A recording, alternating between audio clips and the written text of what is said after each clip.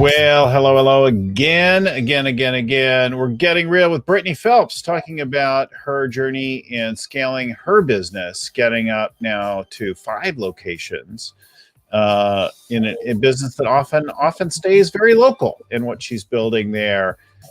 We'll be talking specifically about her participation in the EO Accelerator program and all the things that she's gone through as a leader. What is that like? Whether your business is large or small, there's something to learn from the experience of a leader in growing their business.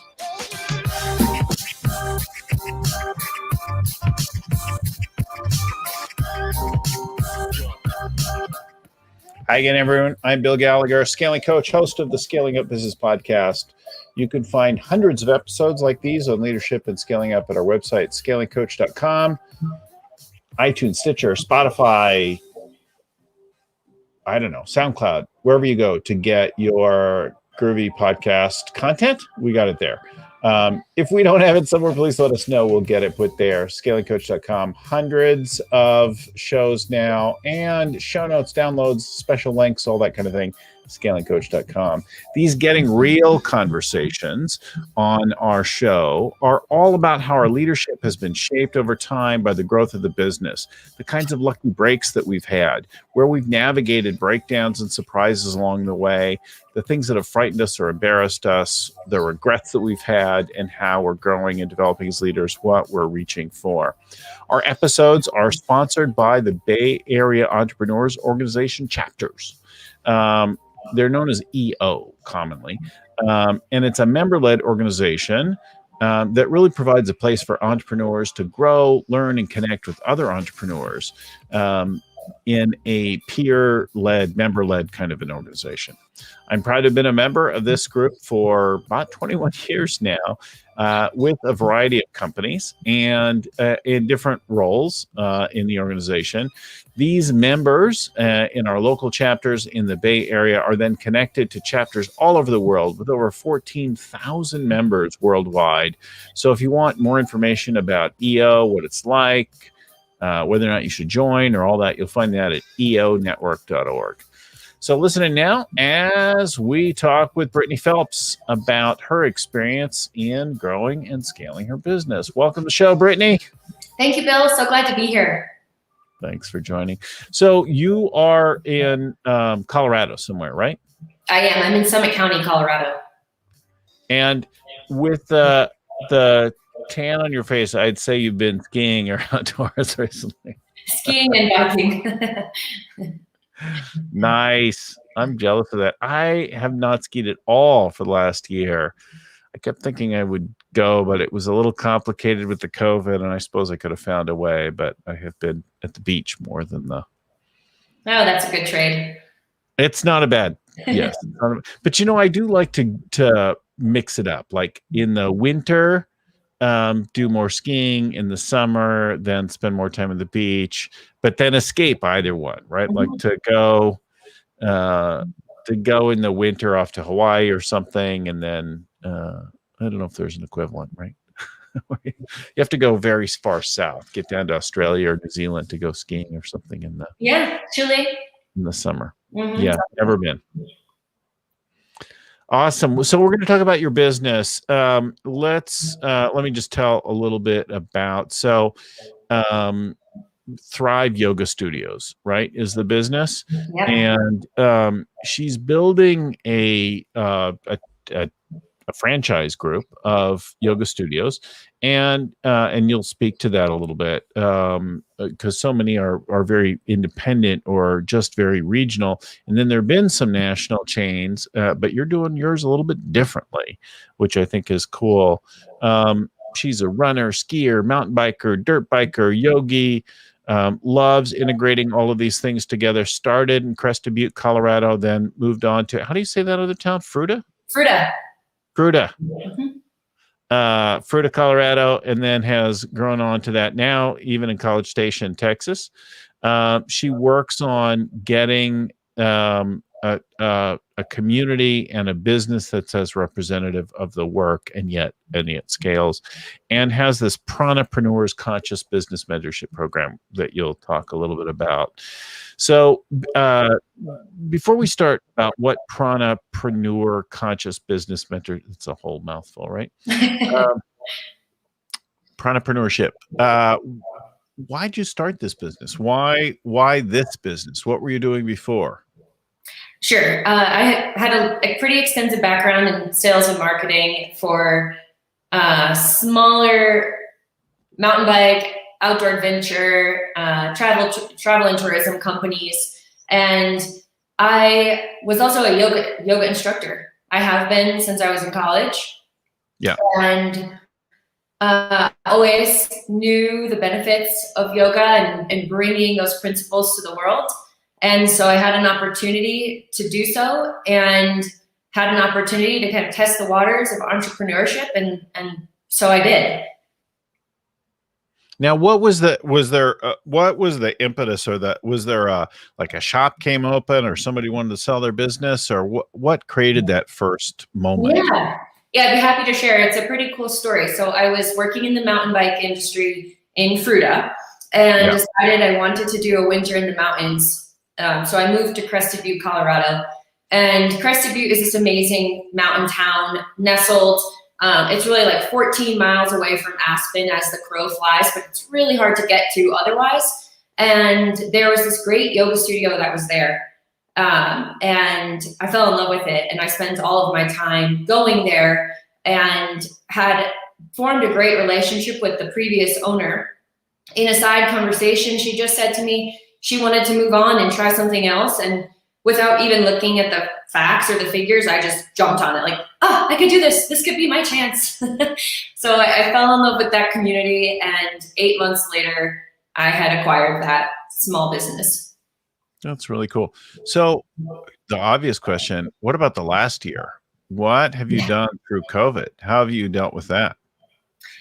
Yeah, it's sort of like, what haven't we done to adapt in COVID? We closed. We opened with 20% capacity. We've adapted to 30% capacity with masks. We've taught everything outdoors. We've launched virtual platforms. We have evolved so many times and adapted so many times during 2020. I wouldn't have wanted to be in like a Kundalini class in the last year. No, yeah, it was really odd. Like, the benefits of yoga, the primary benefit is breath work and moving your body and community. And those were two things that were shunned in 2020. So it was a really amazing thing, I think, though, for yoga studios. And it was for us because we had the chance to stop everything and assess what is working, what wasn't working, what do we love, what do we not love. And so we took advantage of that, and we got very organized. We took advantage of resources that were available to us. And, honestly, as a group, we emerged way stronger than I could have even anticipated. It's interesting that because others have gone out of business, right? Some people have thrown in the towel. Some people couldn't. Did you have to do anything? Like, did you get rent relief? Did you get PPP money? Can you do that even with contractor instructors? So we did get PPP money. We got very little, but every little bit helped.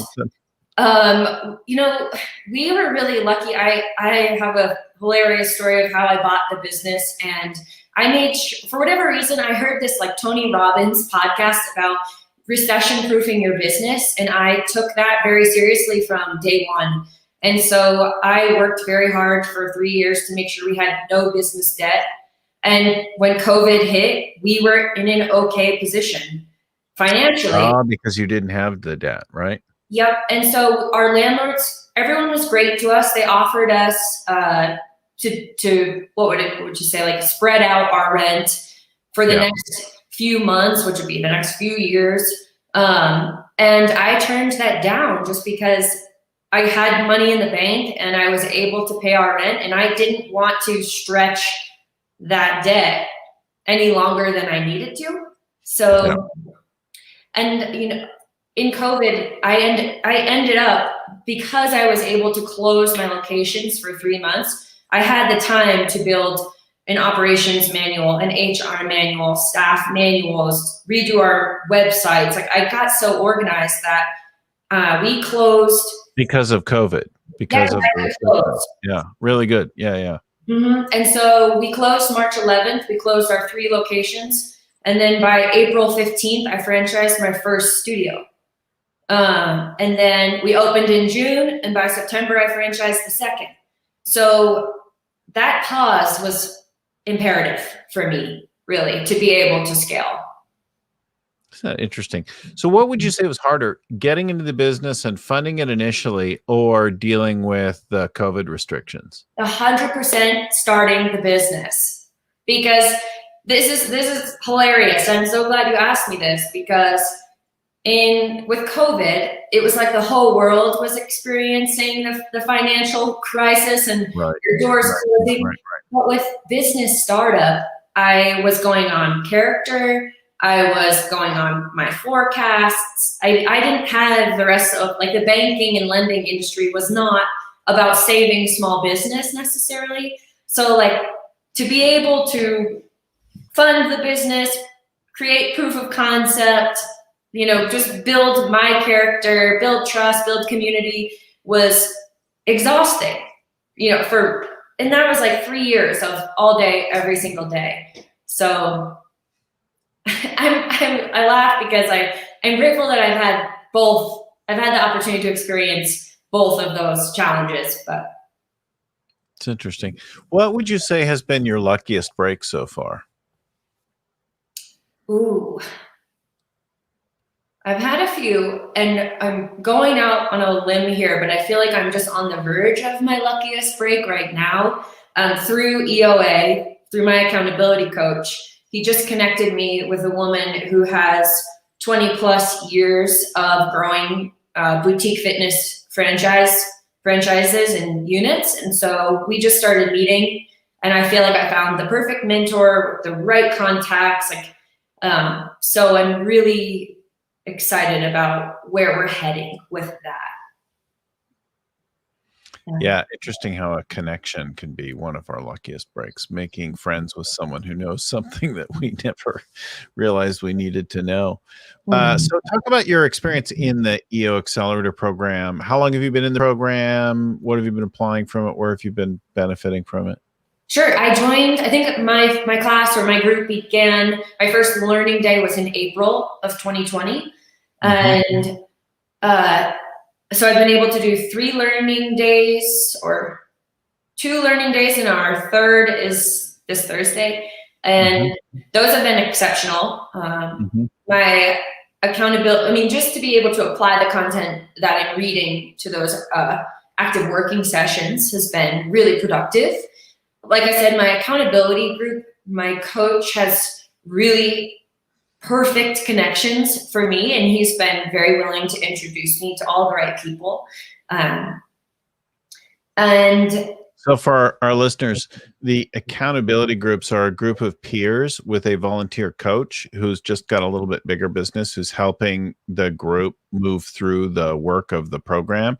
And these accountability groups meet in between individual, what we call learning days. They're one-day workshops where we dive deep into people, strategy, execution, cash, the 4 decisions from the Scaling Up book. The Scaling Up book, really the genesis, the beginning of that started with an EO program called The Birthing of Giants, where in working with that program, Vern distilled and honed, he might say it a little bit differently, but roughly the original Rockefeller habits from reading the book Titan about John D. Rockefeller's life. And then that eventually grew into the whole Scaling Up framework, which includes people, strategy, execution, and cash. And that core curriculum is the foundation of the EO Accelerator program, which between the participants in the program and the coaches, the other people running the program, reaches about 2,000 companies around the world, roughly right now per year. And you are in the program in Colorado, right? Correct. And it's been really interesting in the accountability groups to see the scaling up curriculum be so applicable and helpful across all industries. Yeah. So it's not, these tools are not industry specific. This is what yoga studios need to do, or what a construction business, or what a web marketing firm, or what, pick any number of different firms. They're fairly universal things that deal with growing and scaling the business. So you're now 5, and what does the growth look like for the next year for you? I have 3 more pending locations, and booyah.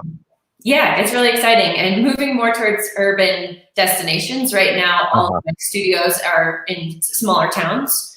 Yeah. So 3 more locations, which is more than I planned to accomplish as we're moving out of 2020. So I think I stand to be, what's the word?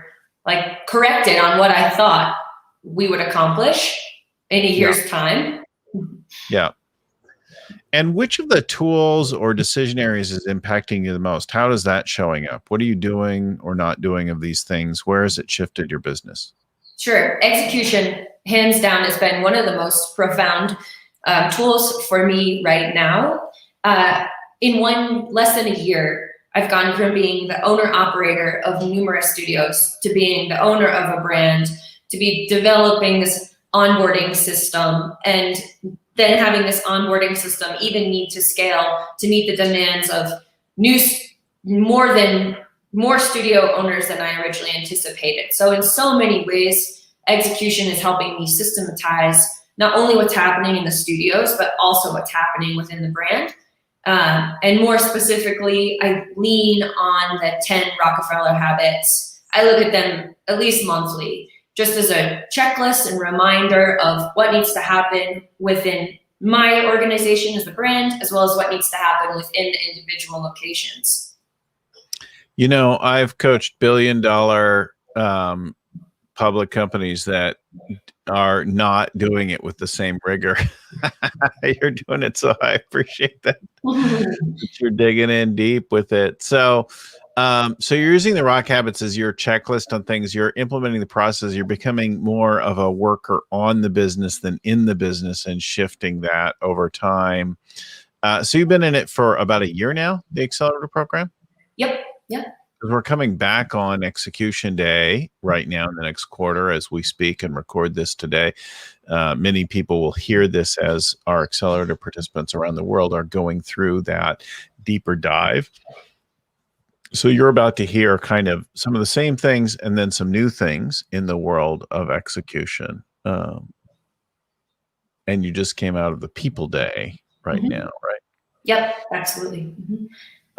So the stores, the studios that you have today, they are, were those people originally employees, or did they buy into these franchise concepts? How has that evolved? They've all come to the studios a little bit differently, come to the studio brand. None of them have been employees thus far. One is a student. Another one was a partner in the community. Another woman joined from being a part of Pronapreneurs. And then, so one of those owners owns 2 locations. And then we have a new location opening in the next pending 6 months. Coming soon. Who found the studios through search and just coming to the other locations. Yeah. I lost my train of thought there. Oh yeah, I wanted to understand about how your franchise model is different than other yoga franchise models. What have you done that's unique there? Yeah, I love this question. So I don't know if you know this, but there's roughly 46,500 yoga and Pilates studios in America. They do. 500 of them are really successful. Like and so now that number is growing with the emergence of a new yoga brand. So we'll say 2,000 of them are very successful. And most of those, if not all of them, are in urban areas.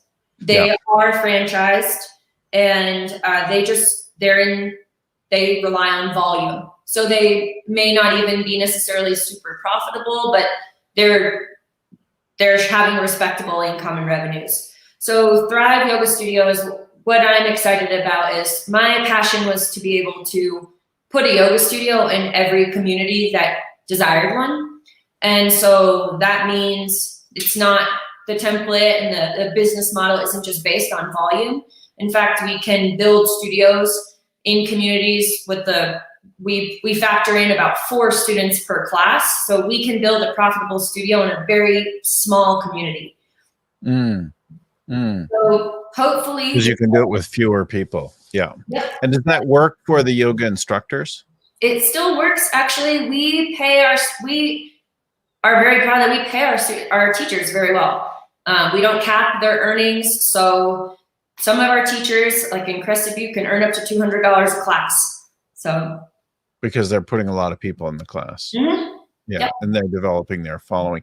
Now, it seems to me, I don't know your category really well, but a number of the studios really focus on developing the teacher trainings, like getting people to become instructors who may or may not turn it into a business, but develop a level of mastery. Many probably think that they might do that.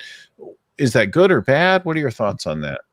I think it depends. Both. It's good if you're building a really quality program, and if your end goal is to become more of a school, and you're committing to that continuing education component, where you're not just pumping out teachers with low-level certifications, but instead you're setting your teachers up to be career yoga instructors, which is not a thing right now, but hopefully that becomes a thing in the next few years. Now, you're talking about a pranapreneur program. Are you also working with them on their business skills? Yes, I am. So when I started, I had 30 subcontractors that were teaching a range from part-time to full-time in my one studio in Crested Butte. And most of them were also artists, massage therapists, multiple different types of therapists there. So they had this variety of skill sets, and they just couldn't necessarily pull it all together in a way that could both build value and be sustaining for them as a career. And so I saw all these really talented people, and I got to work with all these really talented people, and I started to kind of build this business training program for yogis and yoga instructors. And then as the years went on, I saw it was an opportunity for me to build a training curriculum for yoga studio owners. And so that's what it's evolved into. It's a conscious business training platform for those that are either already Thrive Yoga owners or are aspiring yoga studio owners. Mm-hmm. Interesting. Do any of the other programs teach the business skills like that, or are they focused just on the yoga skills? Or other yoga studios, or like other yoga the franchise groups that are developing instructors? My understanding is that the ones that we see doing very well do have solid owner training programs, and the ones that do not do very well and are losing locations actively do not have really great business training programs for their owners. Yeah, it's a separate skill, and it may not be the core reason that somebody started a yoga studio in the first place. It might just not be that. That world. So tell me about your biggest mistakes or regret. Is there something that stands out for you? Well, I really screwed up that, and thank God I'm still here, but if I could go back and do it over, a mistake or regret that you've had so far? Yeah. Can I share a little bit of a backstory about that? Absolutely. Okay, yes. so We love story. When I bought my first studio, I bought it with my tax return. Yeah. I had $10,000 And I convinced the owner to allow me to make her deposits over time so that I could pay down the balance, and then I would pay her a fee every month. And so I started this business with very little money, and I had to account for every single penny every day. And that brought so much unnecessary stress. And I also had some really good employees at the time. And because I was afraid of funding and going to get business loans, I didn't get to keep them. And I feel like if I had a little more confidence in the way my business would grow or how profitable it would be, I could have went out on a limb, got a little bit more financing, and kept really good people from the start, rather than losing them and having to regain that traction with my staff, a couple times since then. Yeah, it really hurts to have to lose people and then try to bring them back. And if you can't give people something sustainable, they have to go and take care of themselves some other place. Yeah. That was one thing our Learning Day coach shared, is you have a responsibility for your employees. Yeah. Who's leading your Learning Days now? Oh gosh, I can't even remember. His name is Ryan, and I can't think of his last name. Ryan Short. Yeah. He's great. He's been great. Yeah, he's very playful and energetic, right? Loves the games and things like that. He and I are friends, and we're so really different in how we do it. We do a lot of jumping jacks. There's more than one way to do it and do it well. So talk to me then about, what's your big challenge? What do you really want? If you look way out, do you have a BHAG or something, a mountain you want to conquer? I really do. When I started with EO, I learned about this BHAG, your big, hairy, audacious goal. Yeah. And I said I would put a studio in every state. So I wanted 50 studios in the United States. I think that goal seems too small now, in my opinion. And so I'm hoping to see about 100 studios in the next 5 years. And my goal is twofold. It's to grow as big as we can without losing our authenticity, and to reinvent the franchise yoga business, because right now it's pretty looked down upon by the 44,000 other yoga studios that exist in America. So you're out to reinvent that business, the reputation of the business, and create something that still stands. And it's you've moved from 50 to 100, or some number beyond that? I think that I've moved from 50 to 100 just because of what I'm seeing right now and how boutique fitness is exploding. And I just haven't been able to wrap my head around how I will maintain that authenticity and the quality above 100 studios. But I think I'm just missing the people who can show me how to do that.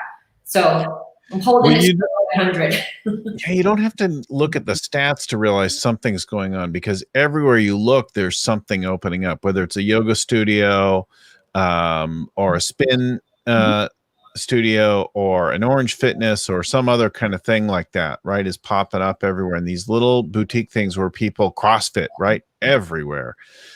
People are getting their thing on, and they're focused not on having like everything. Oh, I want the equipment, and then I want the basketball, and then I want the pool, and that kind of thing. That old school, like, we have everything kind of health club. Now we have these boutique things where you get in, you do your thing, you get out of there. But they do kind of become a lifestyle community center around special interests, right? Absolutely. Of what we're into. It's really cool. So what do you think is your big challenge now in grappling in moving towards that? What's the gap for you as the leader in developing the business?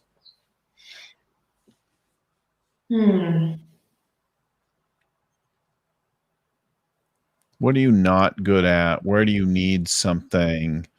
Where do you feel like it's a real challenge for you? You'd really like to solve? Like the challenge, right? The challenge I'm sitting with right now is identifying who do I need? Who do I need to help me take the next few steps? The franchise world is big and it's fast. And I'm really happy in my small, sweet town. And so hopefully this mentor, or I'm hopeful that this mentor will help become a bridge. And then I know that I need to find a few more influencers, mentors, and people to hire and bring on board. So one of our, I'll just suggest something to you. One of our Scaling Up success stories, EO member, all around nice guy, Brian Scudamore of 1-800-GOT-JUNK and now O2E Brands, has really figured out something about franchising that works for them. And there are some tools he uses, including the Vivid Vision process, but in particular, they're really focused on, there's a certain kind of person that really works to become a successful franchisee, and there are other people who are not, and they work on finding and developing the people. And he'd be someone for you to kind of check out and learn and study more in depth. He's certainly talked, there's YouTube clips and there's articles and things like that with Brian out there. Yep. I'll look into that. I've become very familiar with his story in the last year. O2E, ordinary to excellent, right?